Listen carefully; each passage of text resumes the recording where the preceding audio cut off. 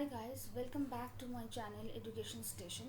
আশা করছি এডুকেশন স্টেশনের প্রথম ভিডিওগুলো তোমাদের স্টাডিতে অনেক হেল্প করেছে, তাই আজকে একটা আরও নতুন ভিডিও নিয়ে চলে এসেছি। আজকে যে সাবজেক্টটা নিয়ে আমরা ডিসকাস করব সেটা হচ্ছে বায়োলজি।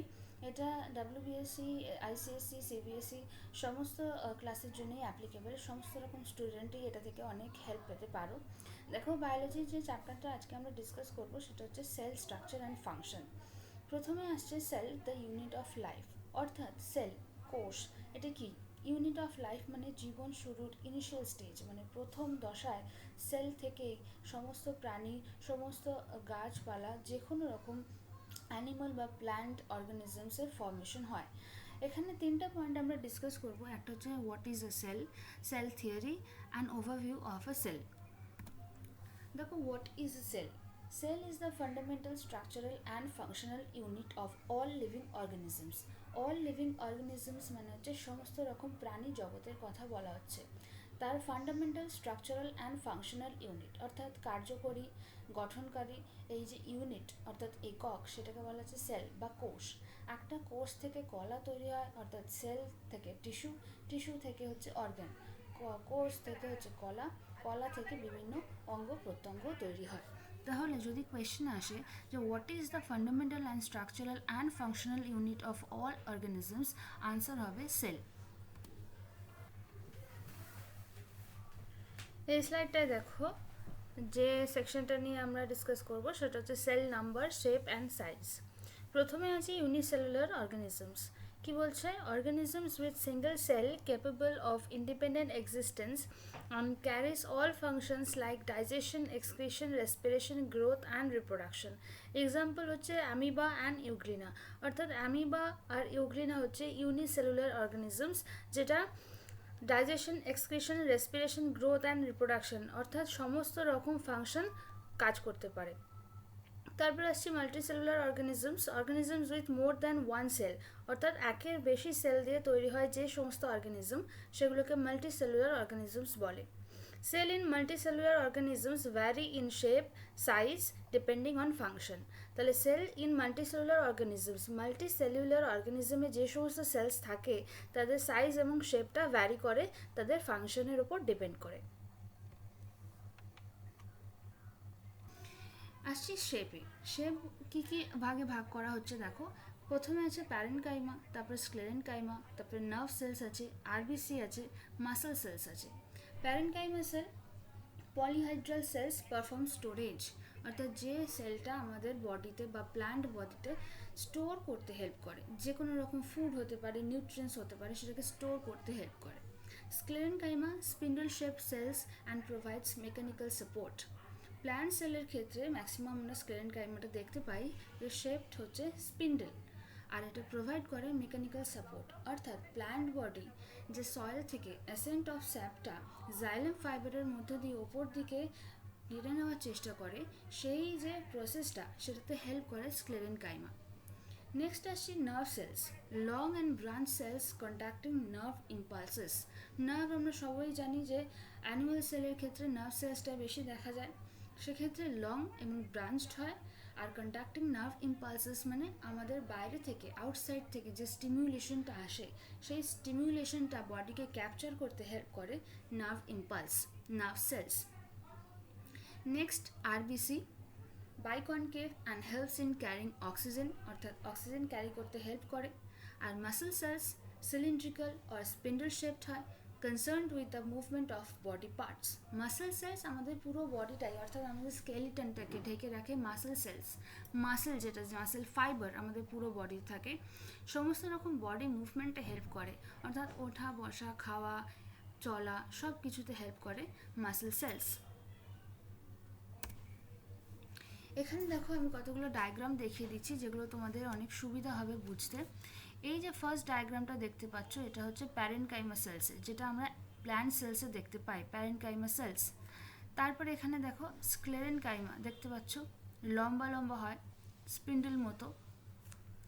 তারপরে এখানে আছে আরবিসি, যেটা ব্লাড ভেসেলসে থাকে, ব্লাডে থাকে, আরবিসি। এটা হচ্ছে মাসল ফাইবার। আর এইখানে দেখো দেখতে পাচ্ছ নার্ভ সেলস, নিউরনের একটা ডায়াগ্রাম আছে, নার্ভ সেল। এই ডায়াগ্রামগুলো খুব ইম্পর্ট্যান্ট, বাড়িতে প্র্যাকটিস করতে হবে, কারণ ক্লাস 9 to 12 স্পেশালি ক্লাস 9-10-এর জন্য এই ডায়াগ্রামগুলো খুব ইম্পর্ট্যান্ট। নেক্সট আসছি sell structure and functions. Cell has non-living outer layer called cell wall found only in plant cells. তাহলে cell has non-living outer layer called cell wall. তাহলে cell wall কাকে বলে? What is the definition of cell wall?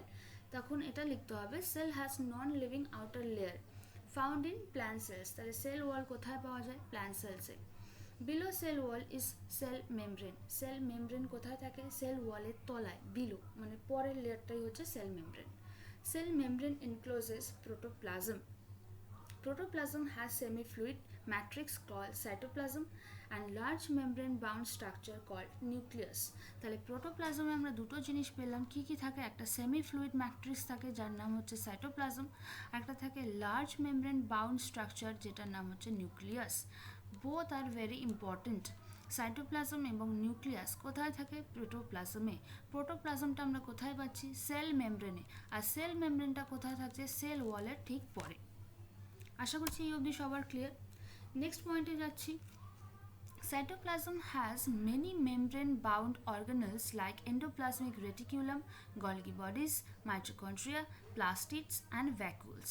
তাহলে সাইটোপ্লাজমে কি কি bound organelles থাকে? Number 1 endoplasmic reticulum, second Golgi bodies, তারপরে mitochondria, plastids and vacuoles. They also have non-membrane bound structures called ribosomes and centrosomes.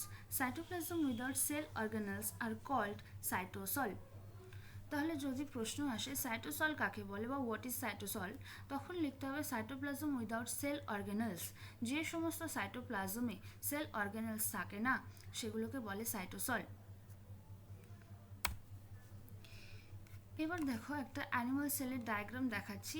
এই animal সেলের ডায়াগ্রামটা খুব ইম্পর্ট্যান্ট, তোমরা চাইলে এটা কপি করে নিতে পারো বা ড্রয়িংও করে নিতে পারো, বা সবার বইতে তো আছেই, সেখান থেকেও একবার এটা পয়েন্ট আউট করে নিতে পারো।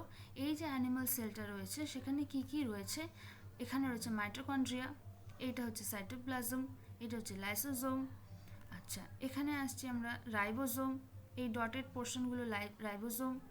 এখানে আছে সেন্ট্রিওলস, গলগি কমপ্লেক্স, অর্থাৎ এর আগে স্লাইডে যেগুলো আমি তোমাদের দেখালাম, endoplasmic reticulum, Golgi bodies, mitochondria, plastid and vacuoles, এই সমস্ত কিছুই তোমরা এই ডায়াগ্রামটার মধ্যে পেয়ে যাবে। চলে যাচ্ছি নেক্সট স্লাইডে। Difference between plant and animal cell. Plant এবং অ্যানিমাল সেলের যে ডিফারেন্স, এখানে 4টে পয়েন্ট দেওয়া রয়েছে। 4টে পয়েন্টই খুব ইম্পর্টেন্ট, তোমরা নোট ডাউন করে নিতে পারো। Plant cell and animal cell কি বলছে? প্ল্যান্ট সেলে কি আছে? Present in plant cell but absent in animal cell. আর অ্যানিমাল সেল বলছে present in animal cell but absent in plant cell. Next point হচ্ছে প্ল্যান্ট সেলে আমরা সেল ওয়াল দেখতে পাই, আর অ্যানিমাল সেলের ক্ষেত্রে centrosome with centriole. Next point, plant সেলে আমরা ক্লোরোপ্লাস্ট পাচ্ছি, অ্যানিমাল সেলে ক্লোরোপ্লাস্ট থাকে না, সেখানে থাকে লাইসোজোম। আর প্ল্যান্ট সেলে আমরা সেন্ট্রাল ভ্যাকিউল পাই, যেটা অ্যানিমাল সেলের ক্ষেত্রে ফ্ল্যাজেলা বলা হয়। এই ডিফারেন্সটা খুব ইম্পর্ট্যান্ট, তোমরা নোট ডাউন করে নিতে পারো। এবার আসছি সেল ওয়ালে। সেল ওয়ালে যে ফিচার্সগুলো এখানে দেওয়া আছে দেখো, outermost layer non living and rigid, found in bacterial cells, fungal cells and plant cells, permeable, made up of cellulose in bacteria, peptidoglycans in fungus, chitin. তাহলে কি বলছে ফিচার্সগুলো? আউটার মোস্ট লেয়ার মানে হচ্ছে সব থেকে সেলের বাইরের যে লেয়ারটা হয় সেটাকে সেল ওয়াল বলে। এটা নন লিভিং হয় অ্যান্ড রিজিড। রিজিড মানে হচ্ছে শক্ত, মানে যে ওয়ালের মধ্যে দিয়ে কোনো কিছু পাস করতে পারে না। তারপর হচ্ছে ফাউন্ড ইন ব্যাকটেরিয়াল সেলস, তাহলে এটা মেনলি পাওয়া যায় ব্যাকটেরিয়াল সেলসে, ফাঙ্গাল সেলসে আর প্ল্যান্ট সেলসে। এবার সেল ওয়ালের ফাংশন কি? ফাংশন বলছে rigidity, mechanical support and protection. Protection বলতে সাপোর্ট, আর মেকানিক্যাল প্রোটেকশন বলতে এখানে বোঝাচ্ছে প্ল্যান্ট বডিকে একটা মেকানিক্যাল সাপোর্ট দেয় তার মেকানিজমটাকে কমপ্লিট করার জন্য। সেল মেমব্রেনে আসি। সেল মেমব্রেন বা আরেকটা নাম হচ্ছে প্লাজমা মেমব্রেন। সেল মেমব্রেন বলতে কি বোঝাচ্ছে এখানে? Present in all cells just below the cell wall in plant cells, outermost membrane in animal cells. তাহলে outermost membrane in animal cells কোনটা? Cell membrane. আর এটা প্ল্যান্ট সেলসে কোথায় পাওয়া যায়? Just below the cell wall. এটার আরেকটা ফিচার বলছে সেমি পারমিয়েবল হয়, made up of phospholipids, proteins, carbohydrates and cholesterol. আর এর ফাংশনের মধ্যে কি বলছে দেখো, it allows outward and inward movement of molecules across it like diffusion, osmosis, active transport, phagocytosis and pinocytosis. এখানে তোমরা একটা ডায়াগ্রাম দেখতে পাচ্ছ প্ল্যান্ট সেল ওয়ালের। এখান থেকে কিছু নোট ডাউন করে নিতে পারো বা ডায়াগ্রামটা ড্র করে নিতে পারো নিজেদের নোটবুকে। আর এখানে দেখতে পাচ্ছ সেল মেমব্রেনের একটা ডায়াগ্রাম রয়েছে। এই প্রত্যেকটা ডায়াগ্রাম খুব ইম্পর্টেন্ট, এগুলো প্র্যাকটিস করা খুব দরকার, কারণ এক্সামের জন্য এই ডায়াগ্রামগুলো খুব ইম্পর্টেন্ট হয়। নেক্সট স্লাইডে যাচ্ছি। এখানে দেখতে পাচ্ছ বলছে প্রোটোপ্লাজম আর সাইটোপ্লাজম। প্রোটোপ্লাজম কি বলছে? According to Huxley, protoplasm is physical basis of life, includes organic and inorganic molecules. তাহলে প্রোটোপ্লাজমে অর্গানিক এবং ইনঅর্গানিক মলিকিউলস দুটোই থাকে। সাইটোপ্লাজমে আসি। Semi fluid matrix present between cell membrane and nuclear membrane. তাহলে সেমি ফ্লুইড ম্যাট্রিক্স সাইটোপ্লাজম কোথায় থাকে? সেল মেমব্রেন আর নিউক্লিয়ার মেমব্রেনের মাঝখানে।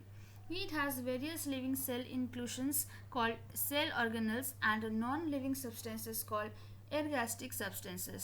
তাহলে সাইটোপ্লাজমে যে লিভিং সেল রয়েছে, যে ইনক্লুশনস রয়েছে তাকে বলে সেল অর্গানেলস, আর নন লিভিং যে সাবস্টেন্স রয়েছে তাকে বলে এরগাস্টিক সাবস্টেন্স। এটা নোট ডাউন করো। নেক্সট যেটা আমরা আসবো যে টপিকটা, সেটা হচ্ছে নিউক্লিয়াস। নিউক্লিয়াসের স্ট্রাকচারে এখানে যে পয়েন্টগুলো রয়েছে সেগুলো একটু দেখো। Largest cell organelle present in eukaryotic cell. তাহলে নিউক্লিয়াস কোথায় থাকে? ইউক্যারিওটিক সেলে থাকে। It is usually spherical. তাহলে নিউক্লিয়াসের শেপ কেমন হয়? স্ফেরিক্যাল হয়। It has double layer nuclear membrane with nuclear pores. It has transparent granular matrix called nucleoplasm. Chromatin network composed of DNA and histone proteins. তাহলে DNA যেটা থাকে সেটা কোন নেটওয়ার্ক দিয়ে তৈরি হয়? ক্রোমাটিন নেটওয়ার্ক দিয়ে তৈরি হয়। আর যে প্রোটিনটা থাকে তার নাম হচ্ছে histone proteins. It also has a spherical body called nucleolus. Spherical body যে শেপটা থাকে তার নাম হচ্ছে নিউক্লিওলাস। আর নিউক্লিয়াসের ফাংশন হচ্ছে, it is the control center of the cell. It contains genetic material DNA which regulates all metabolic activities of the body. অর্থাৎ একটা বডিতে যে মেটাবলিক অ্যাক্টিভিটিসগুলো হয় তার জন্য রেসপন্সিবল ডিএনএ। এই ডিএনএটাকে ফাংশন করানোর কাজ হচ্ছে নিউক্লিয়াসের। দেখো এখানে যে ডায়াগ্রামটা রয়েছে সেখানে আমি নিউক্লিয়াসটা দেখিয়ে দিচ্ছি। এই যে সেন্টার পজিশনে যে সার্কেল শেপড যে বান্ডেলটা রয়েছে সেটাই হচ্ছে nucleus.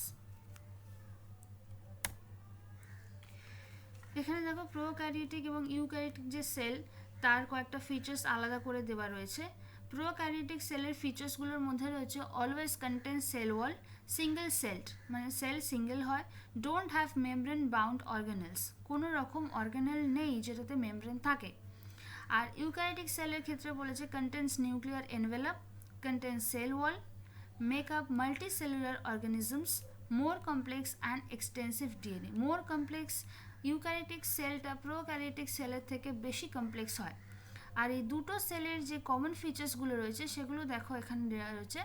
DNA as genetic material, contain ribosomes, similar basic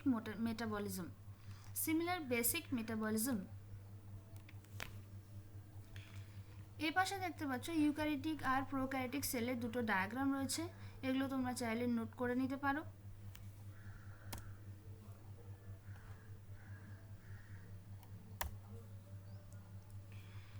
আজকের বায়োলজির টপিকটা এই অবধিই রাখছি।